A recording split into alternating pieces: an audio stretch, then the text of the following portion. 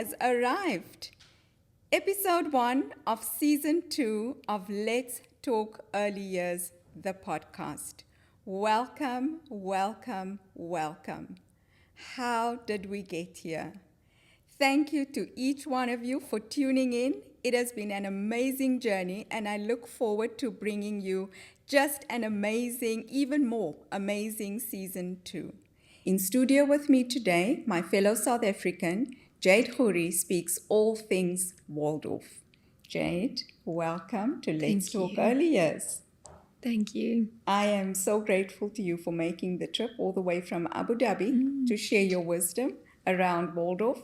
Thank you. You're welcome. Tell Happy us, to be here. who is Jade Khoury? Oh, that's a big question.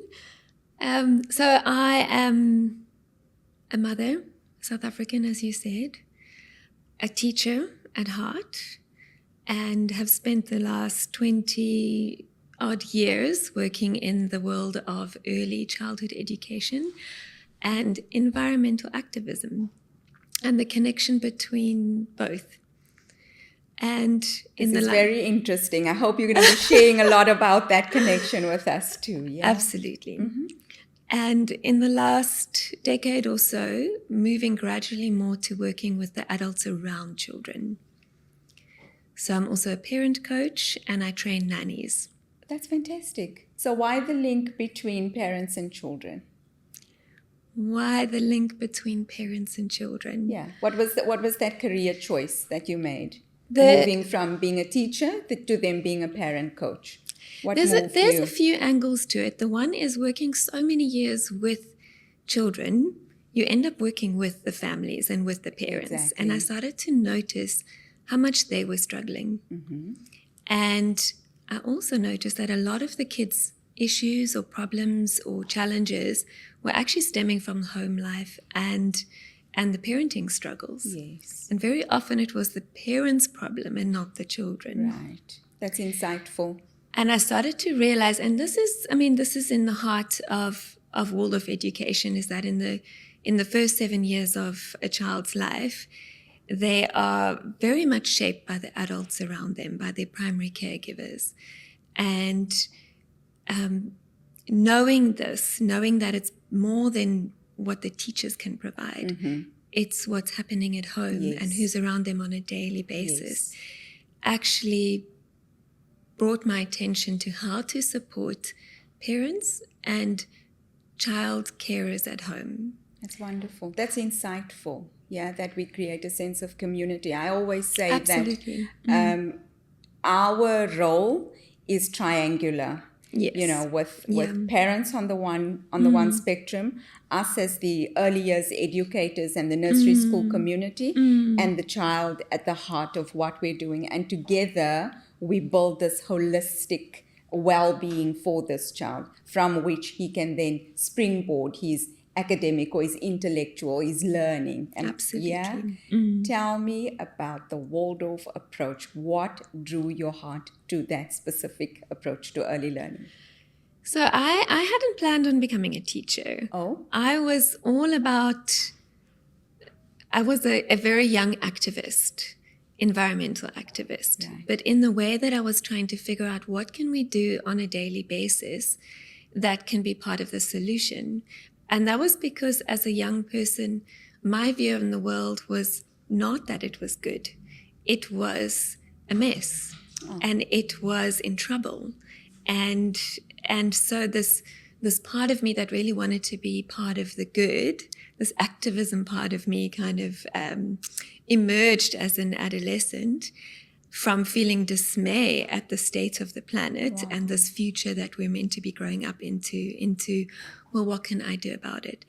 And so I was all things natural, all things sustainable, all things how to live on this planet with nature in a way that is sustainable, as a way to remedy my dismay. Yes. And fear. Yes. And so I ended up on an eco-village, and I was learning all about how to build natural buildings and grow vegetables and herbalism. Where in the world is this eco-village? In Rustenburg, not far from Johannesburg. Wow. Yeah. Yes. Clolejo. Uh-huh. Still exists today. And on this eco-village, and I was 19 then. Young and impressionable. Young and impressionable, and also hopeful, idealistic, wanting to find my place in the world that felt like I was being part of a solution. Yes. And so there I was learning every day, volunteering, and a group of students came from overseas, I think Denmark, I could be wrong, but one European country, and they were traveling with their South African teacher, and they were all just 1 or 2 years younger than me, and they were from a Waldorf school. And so my job was to spend a few days with them. As the volunteer there, I had to make sure they had their linen and food, and I could go around with them. And the impression these kids made on me changed the course of my future. And a 5-minute conversation I had with the teacher towards the end of it was the beginning of me deciding to be a Waldorf teacher and completely changing my life. That's and phenomenal. So those 5 minutes, no mention of Rudolf Steiner, anthroposophy, which is the philosophy behind Steiner education. I simply said to her, these kids are different. There is something about them in the way that they are with each other and in themselves and in their environment that has really made an impression on me and makes me long or wish that I had had an education like that.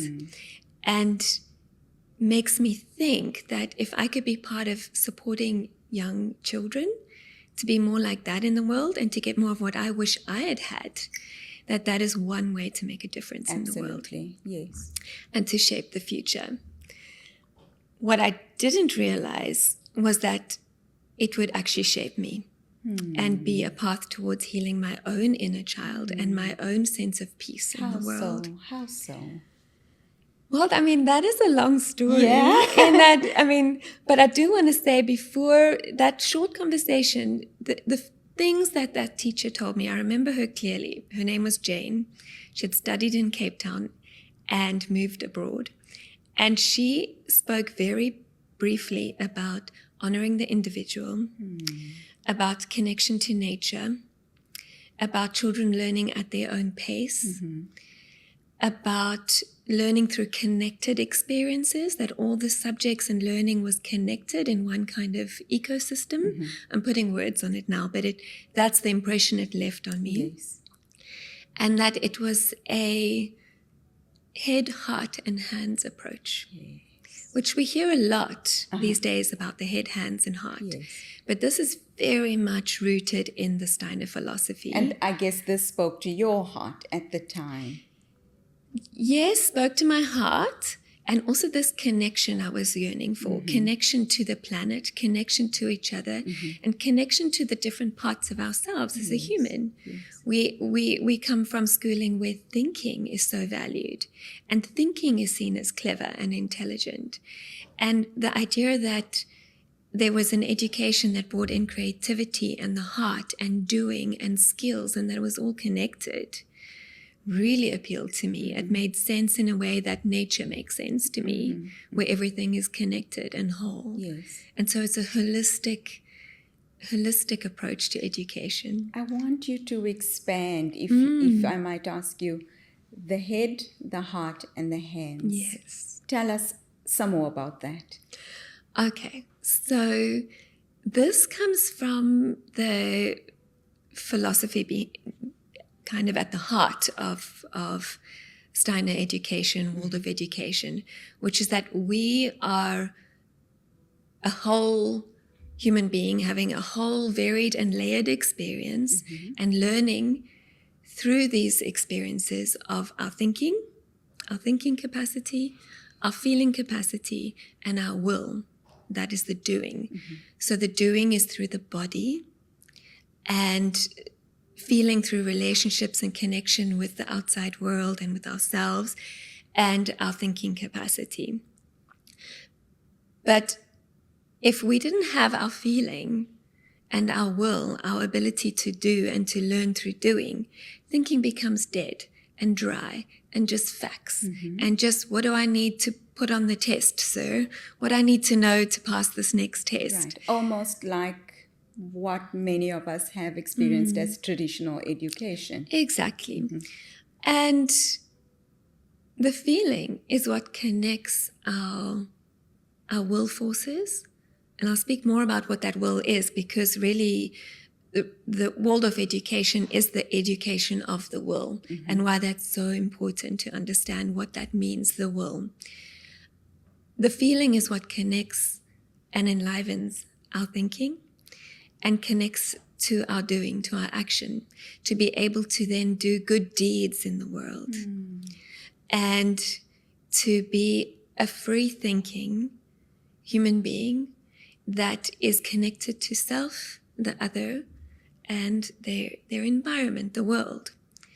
And so there's this threefoldness: thinking, feeling, and willing. It's the head, heart, and hands.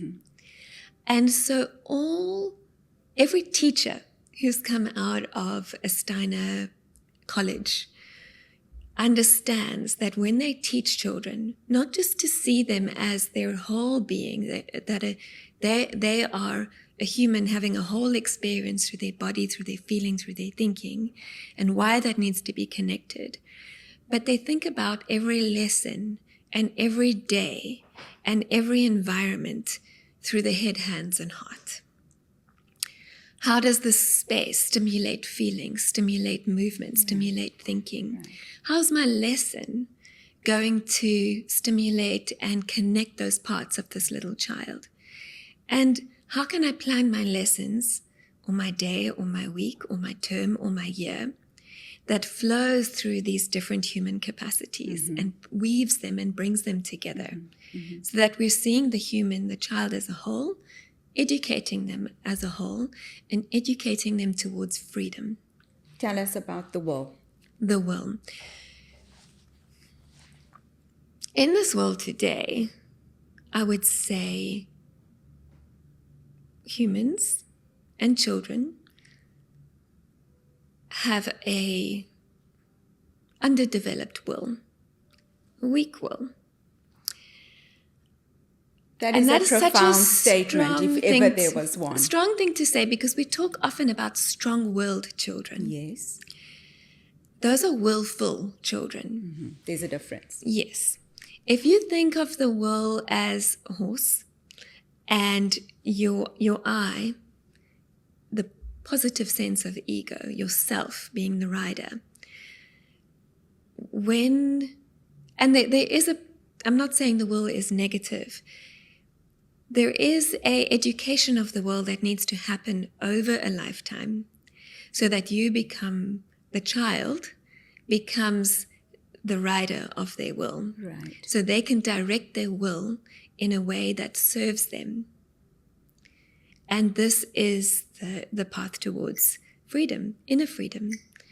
And so you're not being driven by outer forces, outer influences, or inner impulses that you cannot control, addictions and distractions. Yes. So that you are the master of your journey. You are the master of your horse. And so what does it mean to educate the will? It's connected to discipline. Basically, the discipline that exists outside of the child, and the structure is internalized by the child over time. So that becomes their inner discipline. Right. So again, you're alluding to the role of the parents in that environment and the educators in that environment, yeah? Absolutely. So in the early years,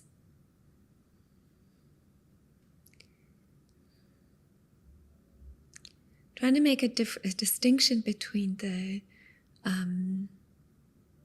willful child and developing will. So a willful child, that's a really positive thing. Yes. They have a lot of powerful will in them, a lot of sense of self as well. So we want to guide them into being their masters of their will. Right. Not that everyone bows down to my will, Yes. and I am at the mercy of my will. Yes. So the willful child, a gift to the world. That means they can go out into the world, and if they can master their will, they can do a lot of good in the world. They can Jade, be the leaders. What would that look like practically in the early childhood environment? How would I convey that? How would I channel that to the child in my classroom as an educator? So in the early years, we'll just really, because I have experience in the later years as well, in the primary school years, but in the first 7 years, the environment we create around the child is, Rudolf Steiner calls it we learn about it at the Steiner College as the 3 R's, which is rhythm, repetition, and ritual. And so the child is in an environment that is structured, but not in a way of schedules and rules, but in rhythm. Right. Rhythm, repetition, and rituals.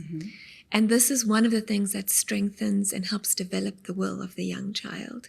So they get to, with rhythm, things happen in a similar sequence every day, every week, like nature has rhythms. Yes.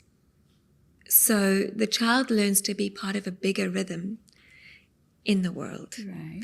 And so that helps to develop the will. At its simplest form, in the early years setting, what would that rhythm look like? Are you speaking about the daily routine? Are you speaking about the connection between, or the bigger scope of their day, that every morning I wake up, I go to the nursery school, every day my dad picks me up, or my mom or my love club picks me up? Is that what you're speaking about when we say rhythm?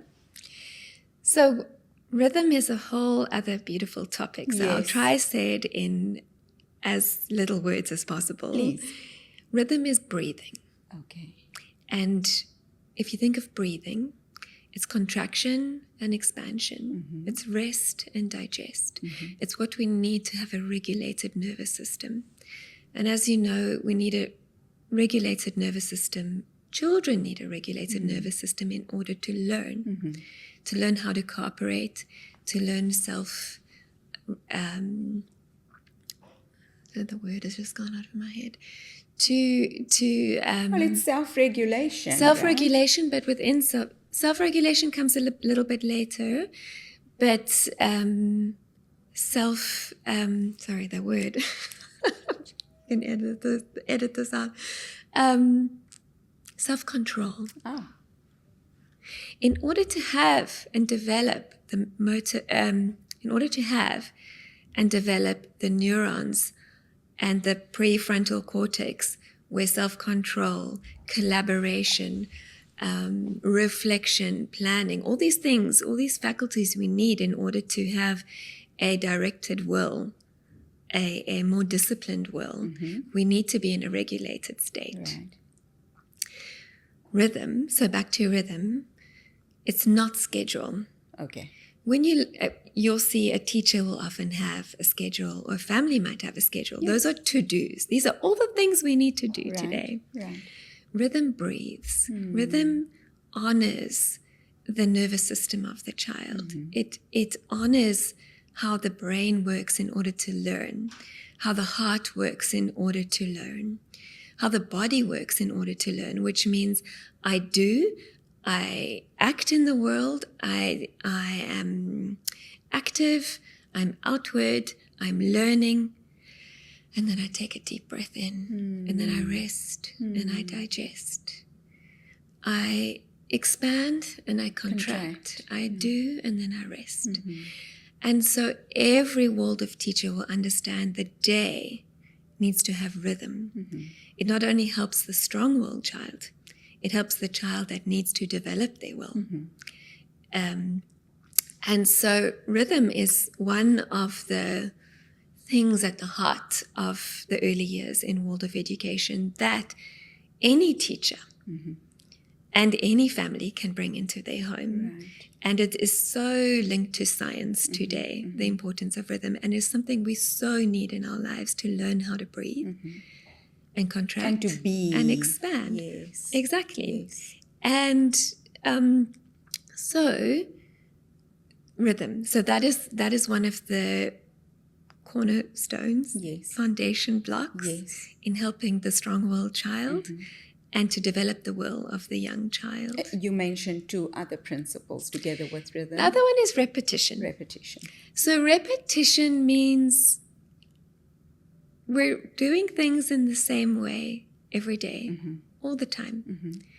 It's an interesting thing because it doesn't have the novelty that so many children are addicted to these days, which is these dopamine hits of newness and interest. Children and adults alike. Exactly.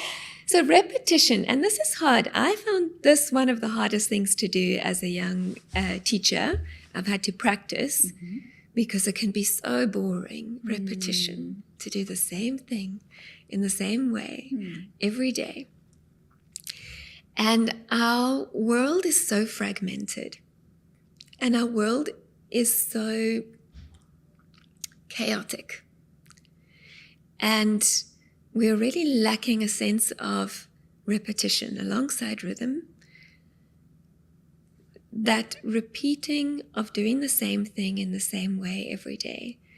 And I'm not saying this is the only way, because this exists within life and things happening differently and things needing to flow in a different way. But to keep centered, Yeah. I believe that is the principle, the core there, right? What we're doing when we gifting children repetition is we're giving them an opportunity to practice something every single day so that they can become competent. Masters. We are making friends with repetition. Anything you want to master in the world, you need to show up and do it again. Practice day after day after day. So they learn to become very comfortable with, this is how we do it. This is where we put our shoes in the morning. This is how we pack away every day. Entertainment is always offering new and exciting and different. But repetition sinks to a deeper level. Yes. And it's as challenging, well, not challenging, it's as much a gift to the adults around the children to slow down and do the same thing in the same way every day. Because within that is mindfulness. So yes, you can have mindless repetition where you just do the same thing. But this is a gift that the Waldorf teachers bring, is mindfulness to the repetition, to the daily tasks, to the way we wash our hands, and the song we sing every day is to lead the children to the circle time or to cleaning up or washing their hands. So this repetition strengthens the will of the child because they learn how to do and do and do again the same thing. If you look at older people, even our generation,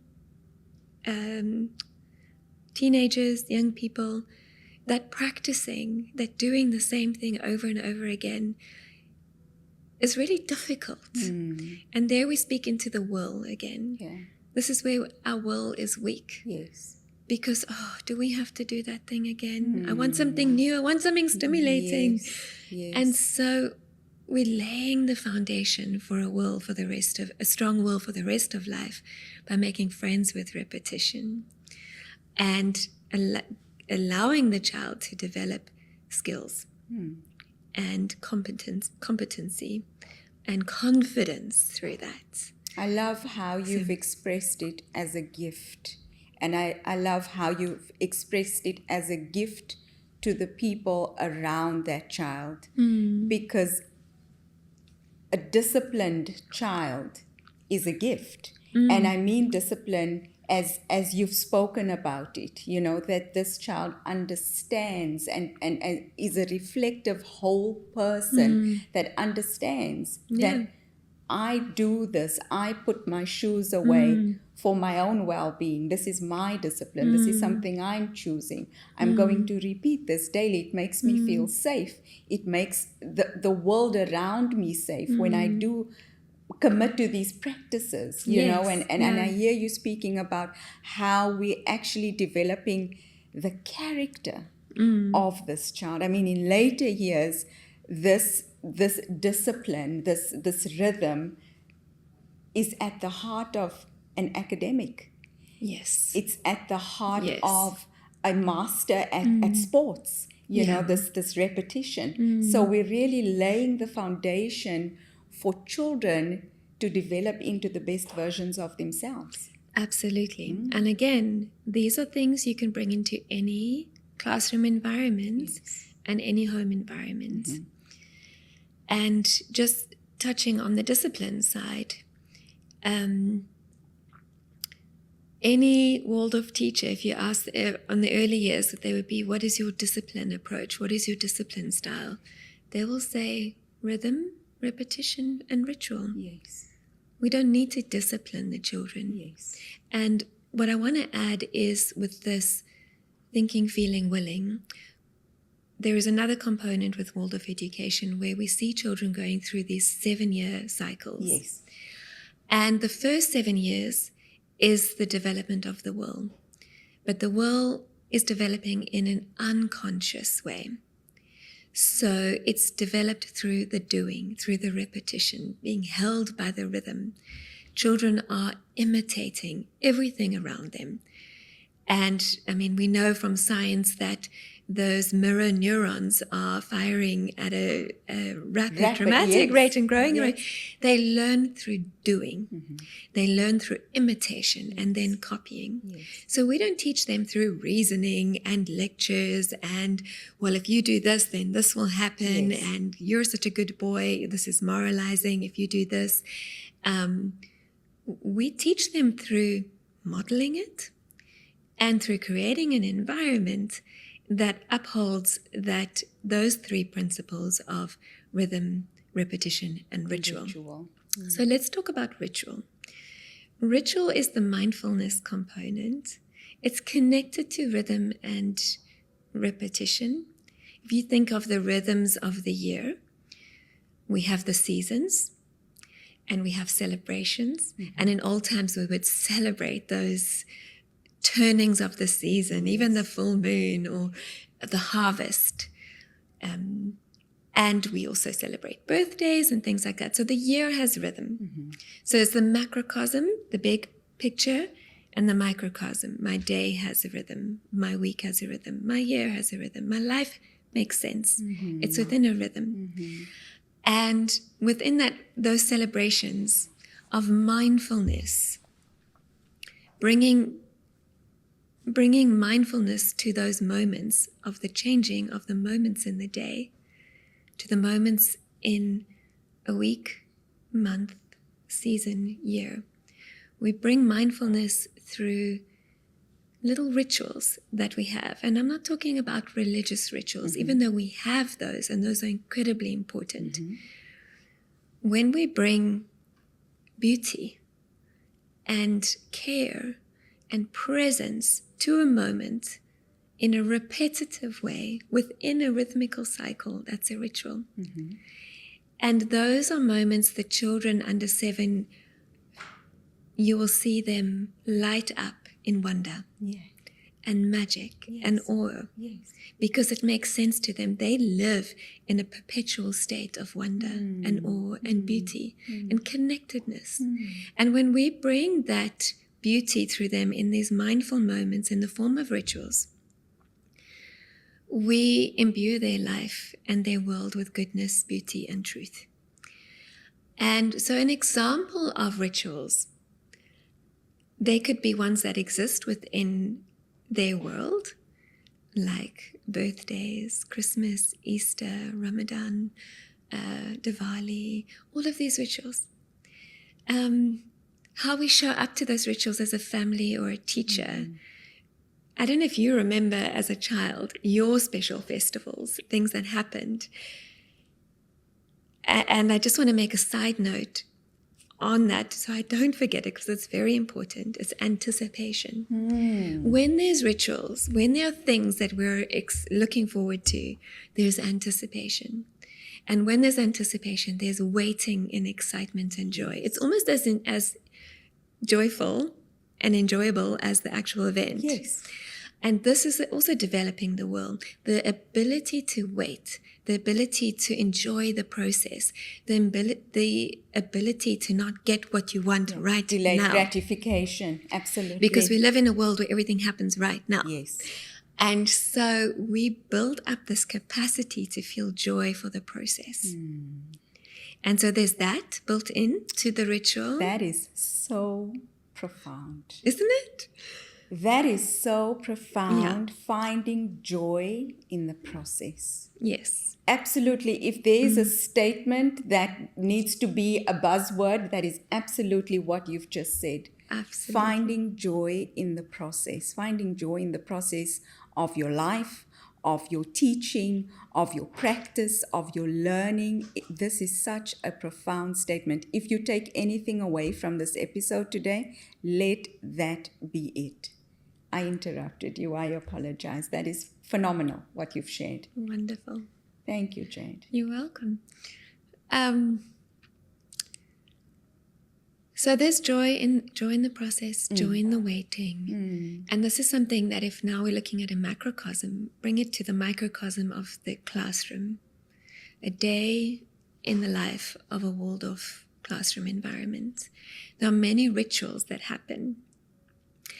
And from how the teacher greets the child every day, to the ritual of coming together in the ring time in a circle, how we sit for a meal and the song that we eat and the presence we bring to it, the candle I light at the beginning of a meal or at the beginning of our story at the end of the day, that becomes very reverent. And the teacher doesn't just light the candle, oh, this is something we do. Yes. This is the goal-focused thing or way of being human that we're leaving behind, leaving out of this classroom. It's mindfulness, presence. So when I light this candle, it's with great reverence. We actually had to practice this at college, lighting a candle. We just do things in life, put the tea bag in the cup, drink the tea, do the thing, wash ourselves. Yes. But when we bring mindfulness to it, it becomes a moment of, I'm alive, I am so grateful to be here of right joy. Now. A moment of and I am so and present. Appreciation and gratitude. Wow. And you're modeling for those children what presence looks like. But it is so catchy. When you become present, when we become present as the adults in the child's life, we speak to that presence in them. And we give them a moment where they take a big, deep breath out. I'm here now. Yeah. And I'm here with my teacher. And I'm here with my friends. And we light that candle with great reverence. And the whole class becomes quiet. Because I don't have to say, class, be quiet now. Everyone be quiet. I'm lighting the candle. Yes. All I do is I quietly go to the matches. I pick it up. I look at it. I light that candle. I take a deep breath. I light the match. I take a deep breath. Everybody becomes very quiet because they're like, oh, she's doing it. Because of imitation. Yes. And because I'm living it, I'm embodying it, I don't have to tell them to be quiet. Because of the rhythm, because of the repetition, because of me modeling it, because of the reverence in this ritual, they become very still. And I light the candle, and then I'll sing our song, and there they are, present with me for the story, or the mealtime, or the birthday, whatever it is. And so that's the 3 R's: rhythm, repetition, and ritual. Obviously, there's a lot more. There's a lot more that goes in, but those would be like the at the heart of the Waldorf kindergarten experience, whether it be playgroup or kindergarten. Again, useful in any environment. I use these in my daily life. Absolutely, absolutely. Jade, last words. Last words. Something that I really want to be part of in this world, a movement. And that movement is towards slowing down childhood, especially in the first 7 years. There is so much we could have spoken about: the importance of play, the importance of stories, the importance of imagination, imitation, movement. But really what we need to do is slow down ourselves and slow down the education process towards information overload, and allow and honor this process of childhood in the first 7 years, because it is the foundation for learning. It is the foundation for later academics. It is the foundation for being a happy, peaceful, good human being.